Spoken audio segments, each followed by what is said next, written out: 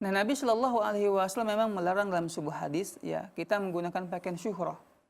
Pakaian syuhrah itu ialah pakaian yang dia itu agak mencolok, yang berbeda dengan pakaian masyarakat pada umumnya.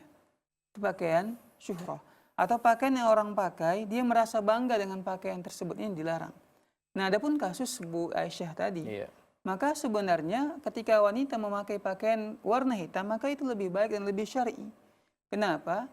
Karena seorang wanita itu diperintah untuk menutup auratnya dan tidak menggunakan pakaian yang dia itu mencolok, berwarna-warni, gitu ya. atau menarik perhatian, ataupun kalau bahasa kita norak sekali. Iya. Sehingga para laki-laki melihat kepada wanita tersebut, maka ini dilarang dalam agama kita, ya. Karena wanita itu harusnya menutup auratnya, jangan menjadikan pusat perhatian para pria. Nah, adapun kata Ustadz baru melayat dan sebagainya, ini mungkin sebuah kebiasaan di beberapa daerah, ya.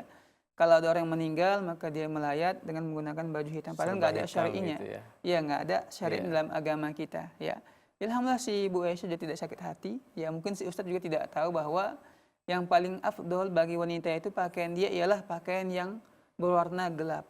Ya, seperti hitam, ataupun coklat, ataupun biru. Ya, bukan malah wanita itu menggunakan baju yang sangat mencolok warnanya, atau sangat norak menjadi pusat perhatian para pria.